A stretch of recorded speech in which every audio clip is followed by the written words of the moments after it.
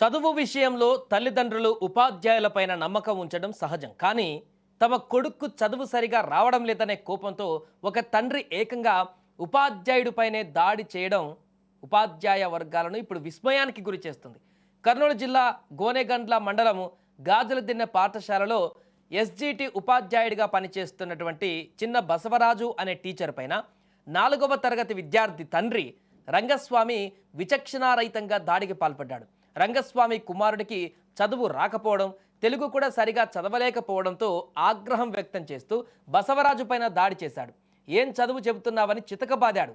ఇటీవల బదిలీ పైన చిన్న బసవరాజు కొడుమూరు నుంచి వెళ్లారు. ఇక గాజులదిన్నె పాఠశాల నుంచి రిలీవ్ కావడానికి వెళ్ళిన ఆయన వచ్చిన సమయంలోనే ఈ దాడి జరిగింది. తండ్రి రంగస్వామి దాడితో ఉపాధ్యాయుడు చిన్న బసవరాజు తీవ్ర భయాందోళనకు గురయ్యాడు. ఈ ఘటనపైన కేసు నమోదు చేసుకొని అక్కడ పోలీసులు కూడా ఎంక్వైరీ చేస్తున్నారు. అయితే వెంటనే స్పందించినటువంటి ఆయన ఈ దాడి చేసిన రంగస్వామి పైన గోనెగండ్ల పోలీసులకు ఫిర్యాదు చేశారు.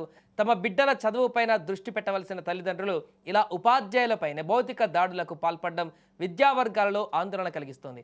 పోలీసులు కేసు నమోదు చేసి దర్యాప్తు చేస్తున్నారు. అక్కడ అతను చదువుతుంది 4వ తరగతి మాత్రమే విద్యార్థి. అంత చిన్న విద్యార్థి అయి ఉంటాడు, ప్రైమరీ స్కూల్ లాంటి విద్యార్థి కాబట్టి అలాంటి విద్యార్థికి కూడా చదువును అప్పుడే తండ్రి క్యాలిక్యులేట్ చేసి ఉపాధ్యాయుని ఈ రకంగా కొట్టడం అంటే అసలు ఏ రకంగా తల్లిదండ్రుల ఆలోచన వ్యవహార శైలి ఉందనేది కూడా ఇప్పుడు గమనార్హంగా మారింది. ఒక్కొక్క దగ్గరేమో ఇంకొక కొన్ని స్కూళ్ళ వద్ద గమ్మతి వాతావరణం ఉంటుంది. స్కూల్లో పిల్లలను కనుక ఉపాధ్యాయులు భయపెట్టడం కోసమో, లేకుంటే చదువు చెప్పడం కోసమో, చదువు నేర్పడం కోసమో చిన్న బెత్తంతో చిన్న ఏదైనా దెబ్బ కొడితే ఇంటికి వచ్చిన తర్వాత తల్లిదండ్రులు అసలు మొత్తం ఉగ్రరూపం దాల్చి స్కూల్కి వచ్చి స్కూల్ని పీకి పందిరేసే పరిస్థితికి ఈరోజు ఉన్నాయి. మీరు ఎట్లా కొడతారు నా కొడుకుని చెప్పేసి.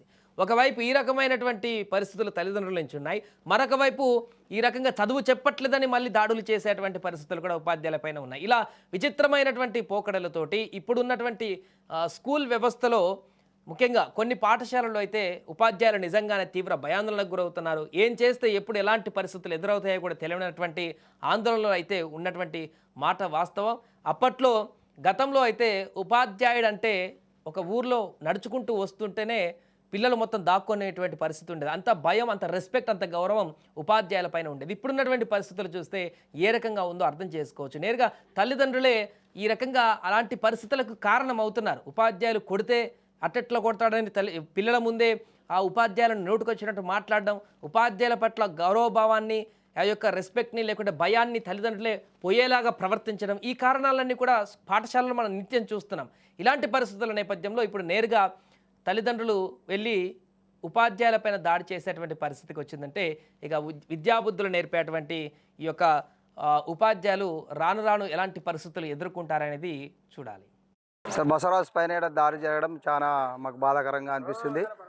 అలాంటి వ్యక్తి టీచరు ఎవరు మా స్కూల్కి రాలేదు.